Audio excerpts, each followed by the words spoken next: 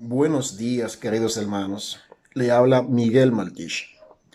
Este video lo estoy haciendo por motivo de que el mundo está viviendo un desastre de epidemia.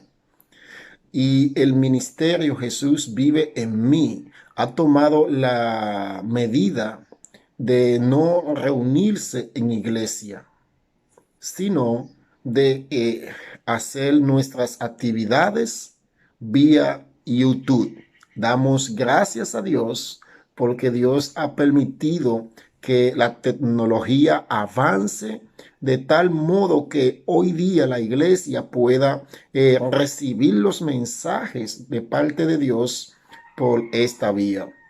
Damos gracias a Dios por aquellos hombres que en su momento decidieron crear estas vías, tal como Twitter, tal como Facebook, tal como YouTube, entre otras personas. WhatsApp no se me queda. Entonces, hoy iniciamos una alerta en el ministerio Jesús vive en mí y es de quedarse en casa.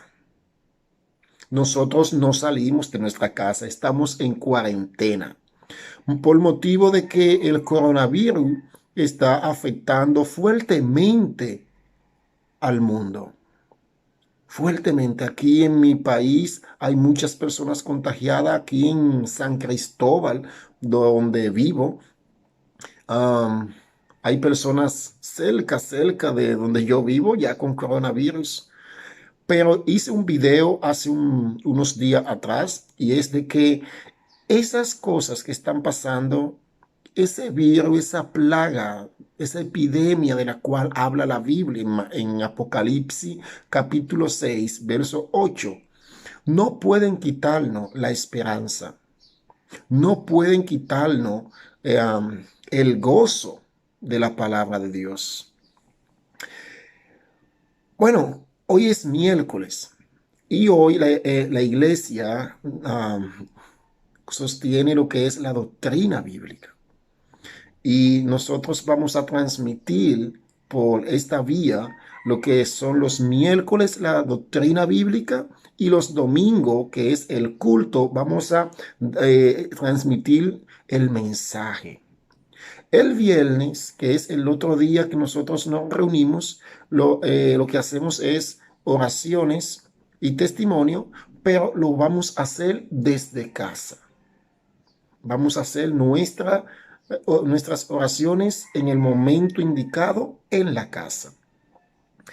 Quiero iniciar explicando a todos los hermanos lo que significa la iglesia.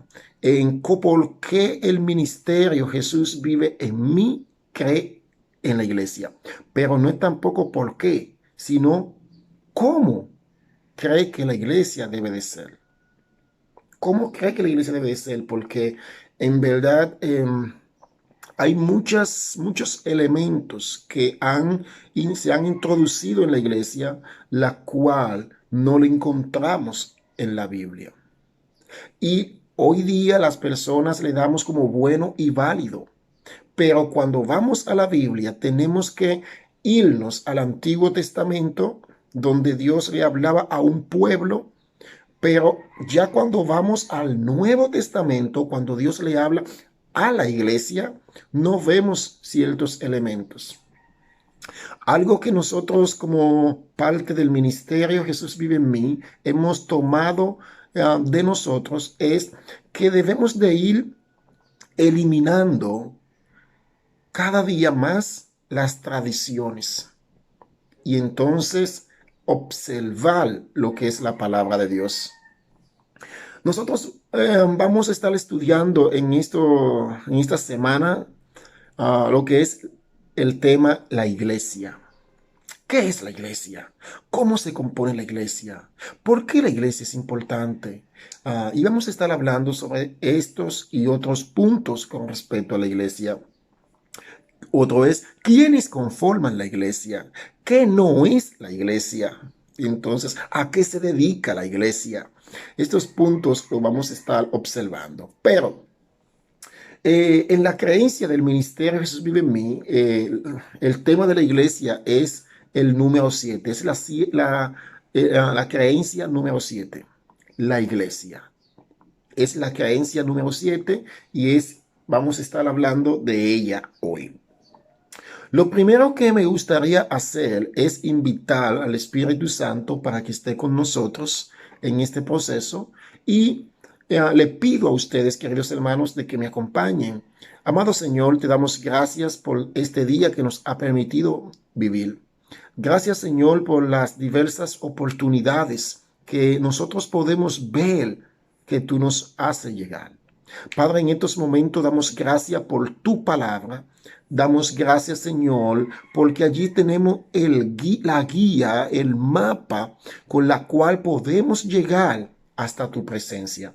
Este tema de la iglesia, ayúdanos a tomarlo con mucho cuidado, ya que no podemos cambiar lo que tú has establecido por lo que el hombre quiere introducir. Padre, ilumina nuestro espíritu, ilumina nuestro conocimiento. En el nombre de Cristo Jesús. Amén. ¿Qué es la iglesia? O mejor aún, ¿dónde inicia la iglesia? ¿Dónde? Muchas personas cuando dicen que la iglesia inicia en el libro de los Hechos, en verdad no es del todo cierto. La iglesia no inicia en el libro de los Hechos, porque la iglesia tuvo dos facetas. Tuvo la iglesia. La primera es una faceta mental. Dios se la creó en la cabeza. Dios se la creó en la cabeza. Y esa fue la iglesia mental. Jesús cuando estuvo en la tierra, él tenía esa iglesia en la mente. Entonces, en el libro de los Hechos es cuando la iglesia se hace visible. En el libro de los Hechos es cuando la iglesia se hace visible. Pero antes de esta iglesia existir visible, ya existía en la mente de Dios. O sea, que ya existía. Cuando nos vamos al libro de Mateo, capítulo 16, verso 18, allí vemos por primera vez, vemos el término iglesia. Y allí podemos ver lo que el Señor Jesucristo le dijo a sus discípulos, especialmente a Pedro, lo que le dijo. Miren, acompáñenme. Mateo capítulo 16, verso 18, dice, yo te digo que tú eres Pedro, y sobre esta piedra edificaré mi iglesia. Y las puertas del reino de la muerte no prevalecerán contra ella. Aquí vemos la iglesia por primera vez, no de una manera física como la vemos en el libro de los Hechos, sino en una manera de una idea. Jesús tenía esa idea. Los discípulos no sabían lo que era iglesia. Los discípulos sabían lo que era un pueblo. Los discípulos sabían lo que era obedecer la ley que se le había dado a un pueblo. En este caso, el pueblo de Israel. Pero cuando vamos al Nuevo Testamento, vemos que la iglesia inició por primera vez. El primero en utilizar ese término fue Jesucristo. Fue Jesucristo. Entonces, aquí en este solo verso hay mucho que decir en cuanto a la formación de la iglesia, en cuanto a la idea que tenía nuestro Señor de qué es la iglesia y qué debía de ser la iglesia. En primer lugar, si analizamos el verso, decimos, yo te digo que tú eres Pedro. O sea, el Señor está confirmando con quién está hablando. Y Él dice, yo. Ese yo no es cualquiera. Ese yo es refiriéndose a Dios, al que poco después de esta revelación íbamos a ir. Y Él dice, yo te digo que tú eres Pedro, y sobre esta roca edificaré mi iglesia. El Señor está diciéndole que Pedro es la persona que iba a tener la introducción, el inicio de que la iglesia física, tal como la conocemos por el libro de los Hechos, iba a iniciar con Pedro. Cuando dice, y en esta roca edificaré mi iglesia. Muchas personas dicen que Pedro fue el primer papa que existió. No, Pedro fue la primera persona después de Jesucristo en dar, en dar un testimonio, un mensaje, un sermón con la cual se inició la iglesia. Ahí sí vemos la iglesia física, ya no la iglesia en la mente de Cristo. Entonces, y te digo, sobre esta roca edificaré mi iglesia. Aquí hay un punto interesante. Hoy día podemos ver a los pastores decir, y muchas personas, mi iglesia. Es como algo, la palabra mi es como de propiedad. Eso es mío, me pertenece. Yo soy el dueño. Y nosotros lo hacemos esto de una manera ya normal. No pensamos en decir algo similar, sino lo decimos porque nos sale de una manera normal. Mi iglesia. Pero cuando vamos a la palabra debemos de tener mucho cuidado, ya que Jesús nos dice, y yo sobre esta piedra edificaré tu iglesia. Él no dice eso. Jesús dice, sobre esta piedra edificaré mi iglesia. Entonces, cuando tú tengas cuando tú estés frente a la iglesia, ten cuidado a quién le va a dar la autorización de dueño. No es al hombre, es a Cristo.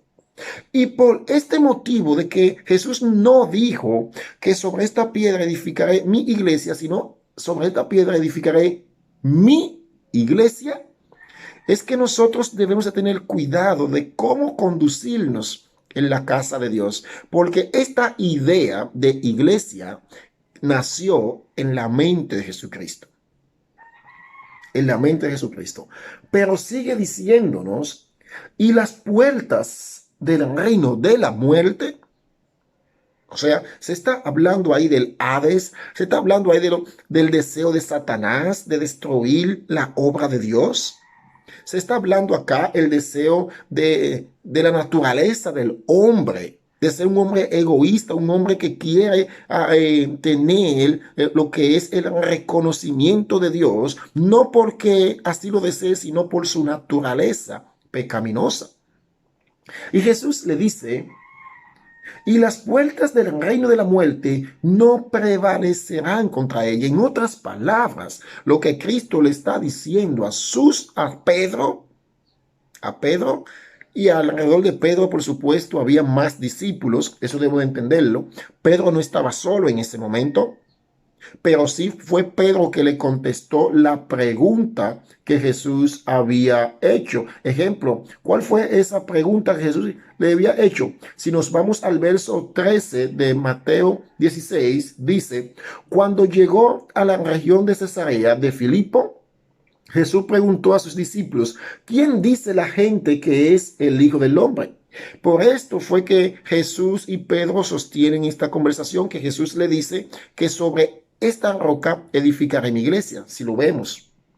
Recordemos, queridos hermanos, que no podemos tomar de la Biblia solamente un texto. Cuando estamos estudiando la Biblia, debemos de ser lo suficientemente maduro de preguntarnos, ¿por qué dijo esto? ¿A quién le está dando esta orientación? ¿A quién le está hablando? ¿Por qué? ¿Cuándo? ¿Dónde? ¿Cuál era el contexto político que se estaba dando? ¿Cuál era el contexto social? ¿Estaban bajo persecución o estaban viviendo de una manera libre? Porque cuando nosotros le hacemos pregunta al texto del cual estamos leyendo, nosotros podemos tener una mayor información del texto y así poder cuidarnos, protegernos de no caer en el error que miles y miles de personas a lo largo de la historia han cometido. Hemos sacado doctrinas falsas de las escrituras y tenemos siempre un texto que demostrarlo, pero un texto clave. Es mejor uno saber el por qué se dice la cosa. Entonces, Jesús le dice a Pedro que él iba a ser el instrumento de iniciar la iglesia. Fue por una conversación, fue por una simple pregunta que Jesús le hizo, que se encuentra en el verso 13. ¿Quién dice la gente que soy? Algunos de sus discípulos le dijeron, unos dicen que eres Juan el Bautista. Otros dicen que eres Elías y otros que eres Jeremías o uno de los profetas. Hay algunas denominaciones que piensan que Jesús fue simplemente un profeta, un maestro. Esto no es cierto. Jesús no fue simplemente un profeta, un maestro, y así hay que verlo. Cuando vemos que Jesús fue simplemente un profeta, aunque fue un profeta, pero también cuando vemos que Jesús fue simplemente un maestro, aunque fue un maestro, le estamos quitando autoridad de Dios. Estamos diciendo, Él está por debajo de un Dios. Él simplemente fue un mensajero. Y esto es un error. Esto no es cierto. Jesús no fue simplemente un mensajero aquí en la tierra. Jesús fue Dios aquí en la tierra. Fue el mismo Dios que encarnó en el Hijo y vino a visitarnos, pero en esa visita vino a traernos salvación. Entonces, miren lo que contesta Pedro entonces. Miren lo que Pedro le contesta. Jesús entonces ya no hace la pregunta genérica. Ya no le hace la pregunta a todo el mundo, sino ahora que le hace pregunta a un grupito, o sea, a sus discípulos central. A esos 12 discípulos, entre ellos Judas, el traidor. Judas fue quien lo traicionó. Y le dice en el verso 15, ¿y ustedes? ¿Quién dice que soy yo? Jesús en primer lugar busca la opinión del público, genérico. Ellos contestan, pero después Jesús enfoca la pregunta en sus seguidores. Y nosotros debemos, como seguidores de Cristo, debemos de hacernos esta pregunta: ¿quién es Cristo? Y esa fue la misma pregunta que le hizo a su discípulo. ¿Y ustedes? ¿Quiénes dicen que soy yo? Dice uno, tú eres el Cristo, el Hijo del Dios viviente, afirmó Simón Pedro. Pedro se levantó. Pedro era, queridos hermanos, era la persona más extrovertida, era la persona más lanzada. Algunos escritores, algunos eruditos sostienen que Pedro era el vocero de los 12 apóstoles. Y podemos verle que esto es cierto, porque cuando vemos de que los apóstoles querían decirle como algo a Jesús a lo largo del ministerio de Cristo, podemos ver quien le hablaba era Pedro. Pedro era como el más lanzado.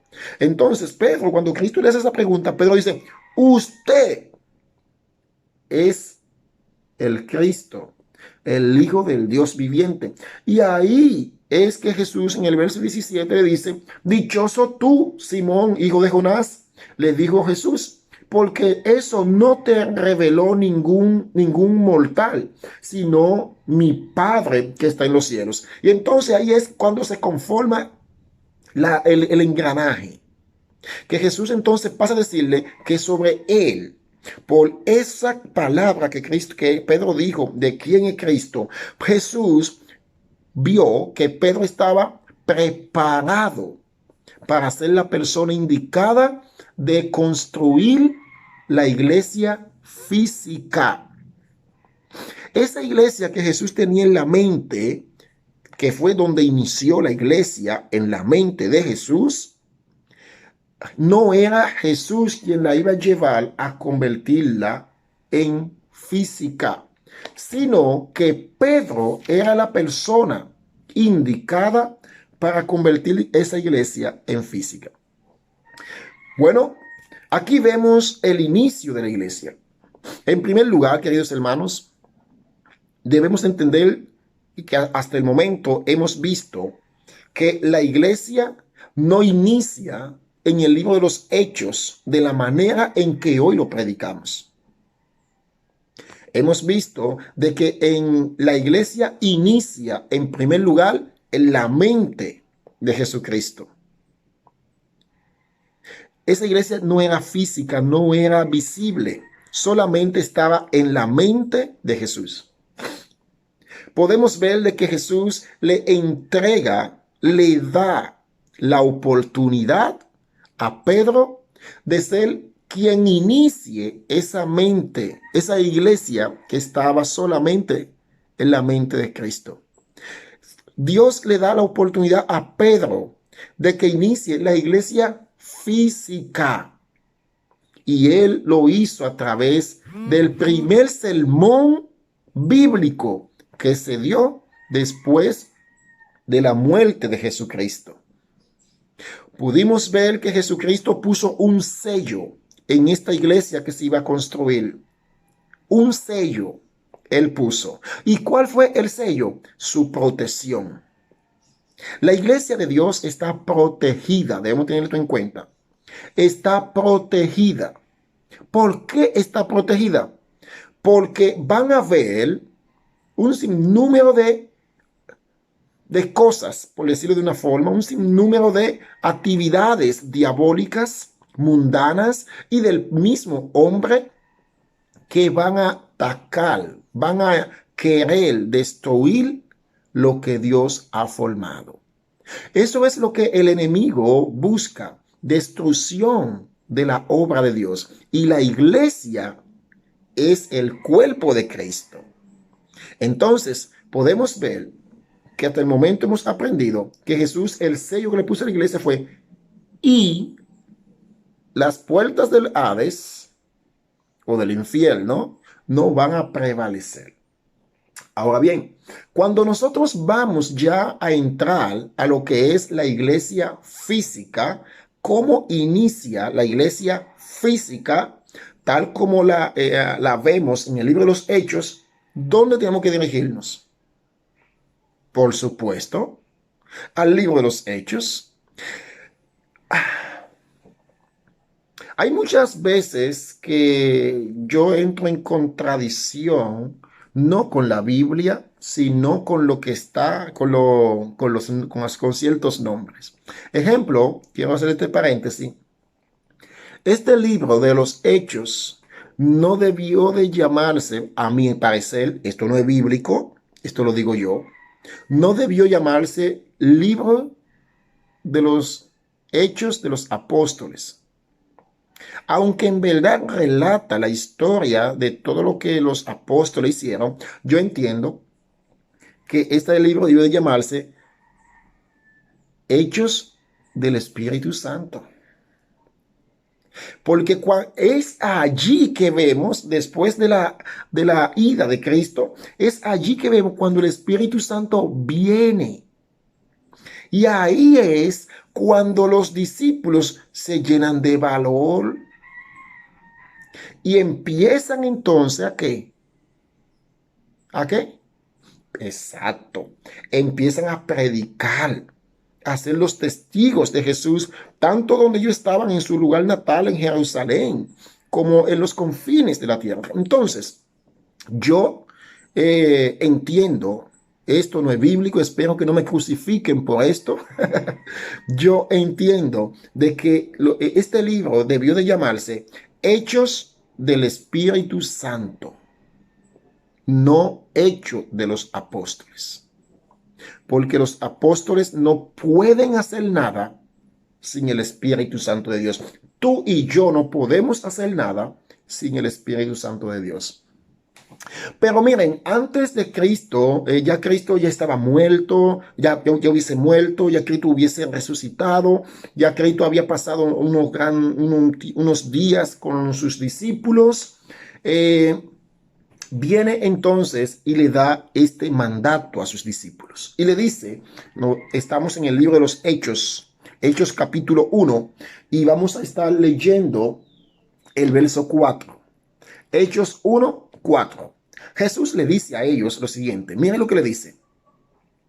Una vez, mientras comía con ellos, les ordenó. O sea, no le dijo, no le exhortó, les ordenó. Hay que ver muchas veces el lenguaje bíblico. A veces hay exhortaciones, a veces hay ruego, pero a veces hay órdenes que hay que cumplir. Esta que estamos leyendo acá en este verso 4 no es un ruego, no es una sugerencia, es una orden. Y le ordenó, no se alejen de Jerusalén, sino esperen la promesa del Padre, de la cual les he hablado. Juan bautizó con agua, pero dentro de pocos días ustedes serán bautizados con el Espíritu Santo. Aquí hay mucho que decir. En primer lugar, Jesús le está diciendo, ellos, cuando Jesús se fue, ¿dónde estaban ellos? En Jerusalén. Jerusalén era una nación bien protegida, por decirlo de una forma. En Jerusalén, yo personalmente, yo la comparo con Estados Unidos. Era la capital del mundo. Allí había personas de todo el mundo. Yo la comparo con los Estados Unidos.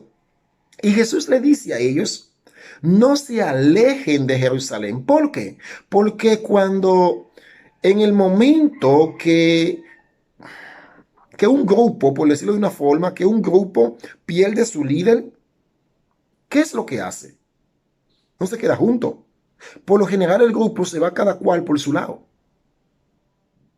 ¿Verdad? Entonces Jesús, previendo esto, Jesús le dice, no se alejen de Jerusalén. No se alejen. Esperen la promesa que yo le he dado a ustedes. Ya aquí Jesús está dando los últimos toques. Los últimos toques para que la iglesia física inicie. Miren que hasta el momento la iglesia no ha iniciado. Y miren todo lo que ha pasado desde que Jesús le dijo, le expresó por primera vez lo que estaba en su mente de la iglesia. Ahora que Jesús ya está dándole los últimos toques. Jesús le dio los últimos toques a la iglesia física para dejar el camino listo. Ya cuando él estaba a punto de ir al cielo, días después de su resurrección. Y le dice, esperen la promesa que el Padre le ha hablado.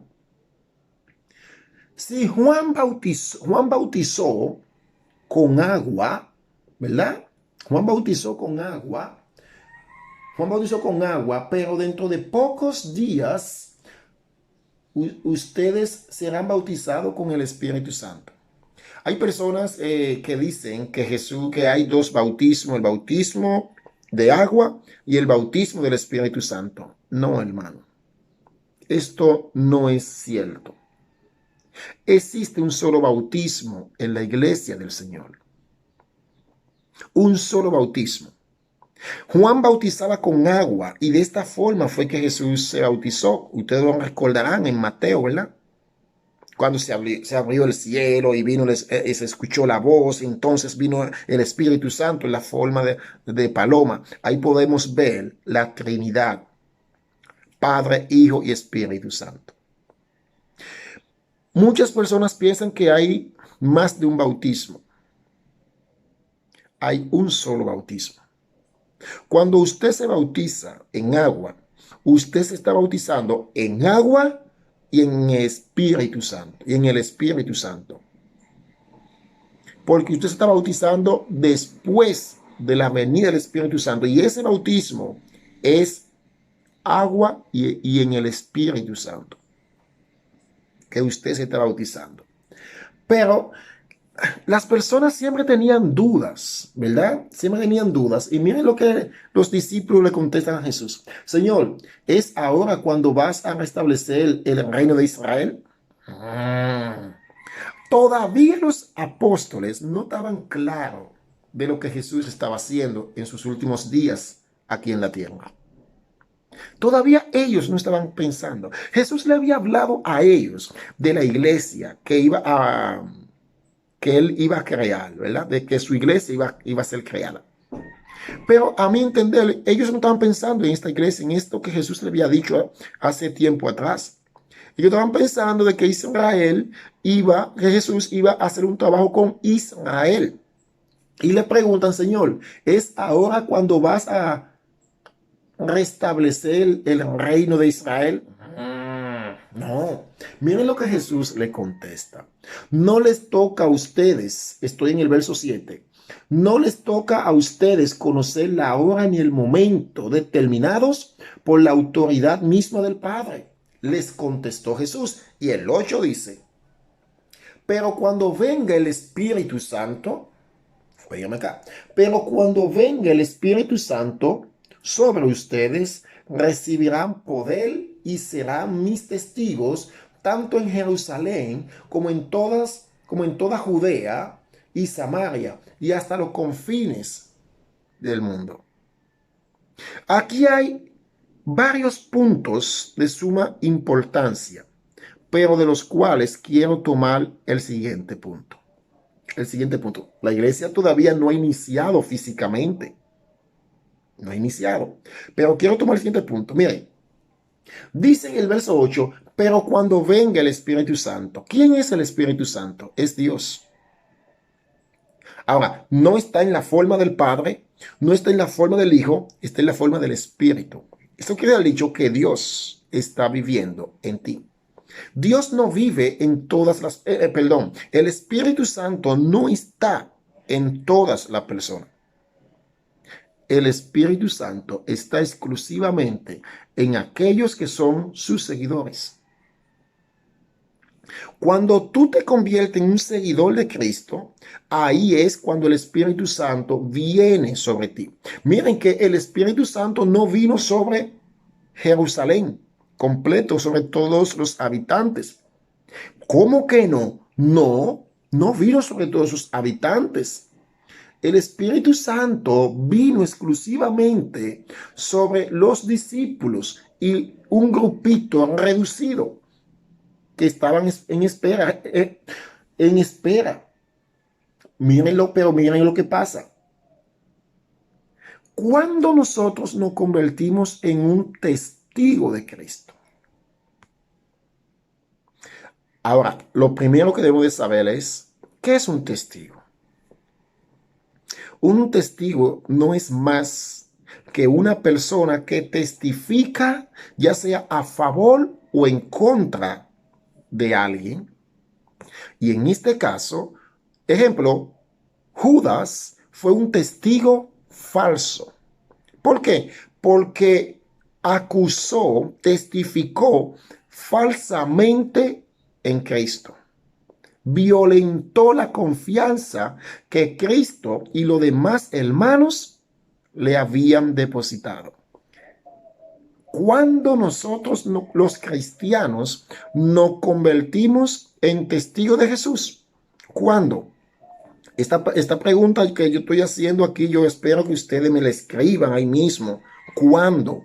Y le voy a dar unos segundos para que ustedes la escriban y después vean cuándo nos convertimos en un testigo de Jesús.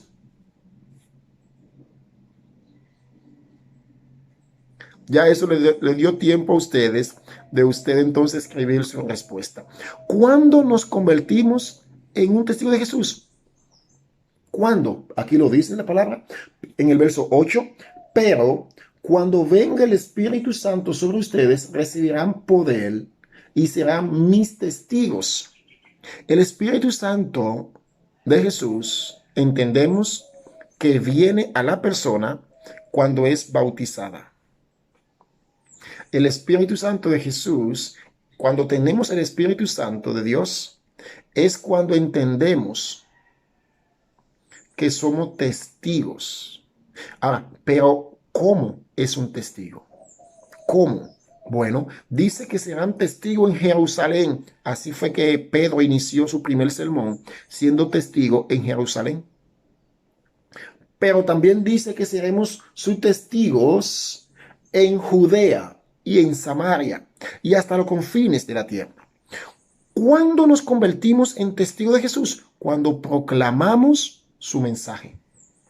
Yo no puedo ser testigo de Cristo solamente con asistir a la iglesia. Yo no puedo ser testigo de Jesucristo solamente con dar diezmos y ofrendas. Yo no puedo ser testigo de Jesucristo leyendo la Biblia. Yo no puedo ser testigo de Jesucristo escuchando música cristiana. Yo soy exclusivamente testigo de Jesucristo cuando hablo de Él. Por esto es que es tan importante en la iglesia testificar de Cristo. Mateo capítulo 28, verso 19 lo dice. Y hacer discípulos. O sea, en otras palabras, ese ir y hacer discípulos es ve y testifica. Ve y testifica. Ve, en otra palabra, ve y habla. ¿De qué? De Cristo. Existen muchas personas a lo largo de mi caminar como misionero y como pastor. He visto que las personas se sienten cómodas sentadas en su casa. Y tú ves a la gran mayoría en la iglesia. Y tú ves la gran mayoría de las personas en la iglesia que creen que están haciendo gran cosa. Que creen que por componerse bien bonito los domingos, alisarse, recortarse, ponerse una corbata acá, ponerse un pantalón fino y una Biblia abajo del brazo, creemos que estamos haciendo gran cosa. ¿Saben cuándo tú estás haciendo algo extraordinario? ¿Sabe cuándo? Cuando tú testificas. Cuando en tu agenda tú tienes bien claro lo que significa ir y hacer discípulo, ir y testificar. Ahí es cuando tú estás haciendo algo extraordinario. Es cuando tú dices, a la semana yo tengo 2 o 3 estudios bíblicos. Y cuando tú dices, yo a la semana yo tengo que ir a orar con personas que no conocen de Cristo. Es cuando dicen, los domingos yo tengo una meta y es de involucrar a más personas para que nos congreguemos juntos. Esto sí es extraordinario. Cualquiera se engancha una Biblia bajo el brazo. Cualquiera anda con una Biblia acá y pasa como cristiano. Cualquiera anda con una corbata y un pantalón largo. Cualquiera dice Dios te bendiga. Cualquiera escucha música cristiana. Pero no cualquiera hace el papel de testigo. Porque el ser testigo tiene que estar lleno del Espíritu Santo de Dios. Ahora la pregunta es, ¿por qué creen ustedes que antes de la llegada del Espíritu Santo los discípulos no predicaban? Tenían miedo. ¿Por qué? Ellos aún no se habían convertido en testigo. Sencilla y llanamente, déjenme dar un espacio para que ustedes escriban su respuesta a la pregunta, el por qué los discípulos no estaban siendo testigos antes de la llegada de Cristo. ¿Por qué? Exacto. Si tu respuesta fue la siguiente, que ellos no estaban siendo el papel de testigo porque ellos no habían recibido el Espíritu Santo. Por esto, una persona que no tenga el Espíritu Santo en su vida no será un testigo fiel. No lo será. Porque es el Espíritu Santo quien te guía a hacer la voluntad de Dios. Y una de la voluntad de Dios es ir y hacer discípulos. Pero nos dice dónde. Él nos dice dónde. Dice en Jerusalén. ¿Cuál es tu Jerusalén? ¿Tu casa? ¿Tu barrio? tu ciudad, tu ciudad. ¿Cuál es tu Judea? Ejemplo, yo vivo en San Cristóbal. Mi Jerusalén es San Cristóbal completo. Esa es mi Jerusalén. Pero mi Judea es Baní, es Asua, es Monteplata, es Monteplata. Ujú. Samaria es Haití, me queda más cerca. Puerto Rico, hasta los confines de la tierra. Ahí yo voy al lugar más escondido de la tierra. Entonces, yo no podré hacer esto, yo no tendré esta pasión. ¿Saben por qué? Porque no tengo el Espíritu Santo de Dios. Ven el asunto. Nosotros debemos de entender, el Espíritu Santo de Dios vive en mi vida, porque si vive en mi vida, yo debo de tener la pasión de yo ir a ser discípulo. Muchas personas me dicen a mí, pastor, es que este no es mi llamado. Pastor, es que yo no me siento cómodo hablándole a otras personas de la palabra de Dios o predicando. Yo soy tímido. Entonces no era cristiano. Porque Jesús no vemos en ninguna parte de la palabra de Dios que Jesús está haciendo una distinción de persona. Y menos en el sentido cuando Él le da la ordenanza a la iglesia o a su discípulo que iban a formar la iglesia física de ir y hacer discípulos. Él no dice, miren, solamente son ustedes que van a ir. O miren, solamente son los pastores que van a ir a ser discípulos. O mira, si tú eres tímido, si tú eres vergonzoso, no vaya. Involúcrate en otra cosa, en la iglesia, arreglar la silla, si hay instrumento, ordenarlo, saludar a la gente, sentar a la gente. Involúcrate en eso. Jesús no dice eso. Esa es una práctica muy mala. A tal punto es una práctica que yo la llamaría diabólica. ¿Por qué? Porque tú estás desobedeciendo un mandato directo para seguir una intuición personal. Eso no se hace.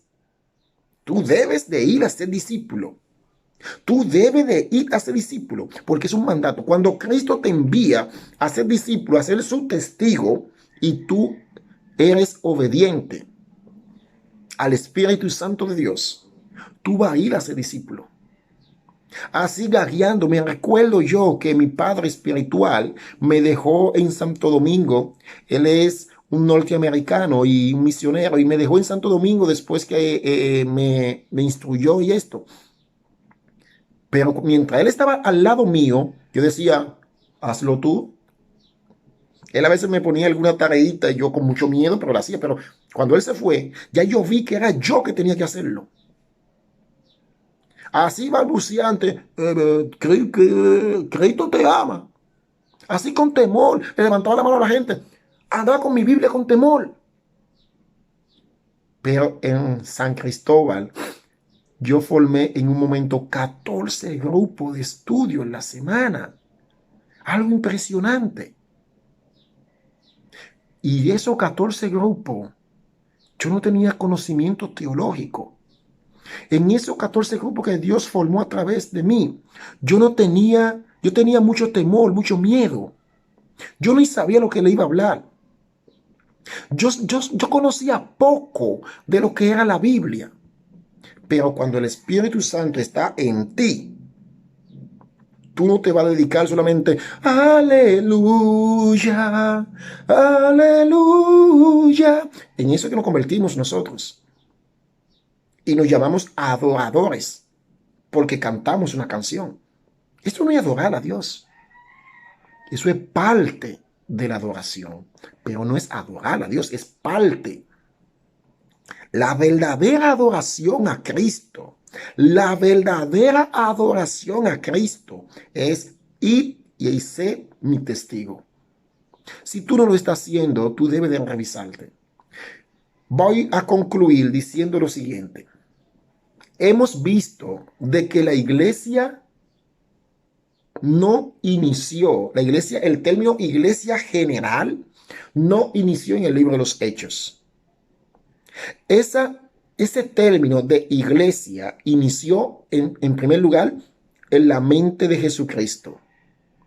Y vemos que él se lo expresa ¿a quién? A Pedro y a su discípulo. Pero vemos que él utilizó al apóstol Pedro para que juegue un papel importantísimo ya más adelante cuando se iba a construir la iglesia física. Vemos también, en resumen, cuando Jesús le dice a Pedro que sobre él iba a filmar, a iniciar, a abrir la iglesia. Otras personas dicen que le dio la llave de la iglesia a Pedro. Solamente Dios utilizó a Pedro para que diera el primer sermón y la iglesia aceptara a Cristo. Vemos también que Jesús puso su sello, su palabra la puso ahí, que la iglesia está siendo protegida. ¿Verdad? Está siendo protegida la iglesia. Vemos que el libro de los Hechos sí relata la historia de la iglesia física. Física. Vemos que el Espíritu Santo jugó un papel importantísimo en el inicio de la iglesia física, instruyendo, fortaleciendo a los apóstoles. En este caso, al apóstol Pedro, quien fue quien llevó la palabra. Pero hasta este momento todavía no ha iniciado la iglesia física. Para el próximo miércoles vamos a ver cómo inicia la iglesia física. Vamos a ver cómo inicia la iglesia física y le voy a dejar los siguientes trabajitos, por decirlo de una forma. Investiguémonos y vamos a escribirlo en el grupo, lo que tienen mi WhatsApp. Escríbenmelo en mi WhatsApp, el que quiera lo escribe por aquí mismo y abrimos un debate por este mismo canal. Investiguen cuál es la función del Espíritu Santo. ¿Qué es el Espíritu Santo? La primera es, ¿qué es el Espíritu o quién es el Espíritu Santo? La segunda pregunta es, ¿cuál es la función del Espíritu Santo en nosotros? ¿Cuál es la función? La siguiente es, ¿cuáles? Escuchen esta que es muy importante porque el pueblo de Dios hoy día está siendo muy dividido con ciertas creencias. ¿Cuáles son?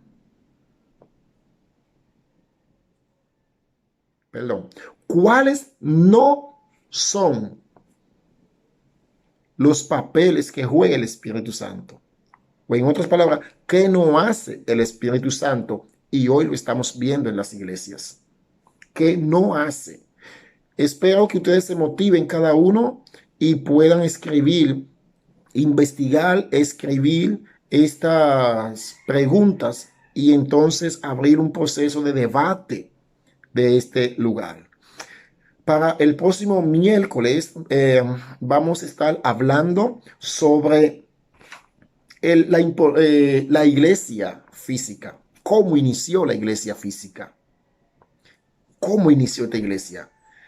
Y vamos a continuar hasta que culminemos en el punto de cómo ser cristiano dentro de la iglesia.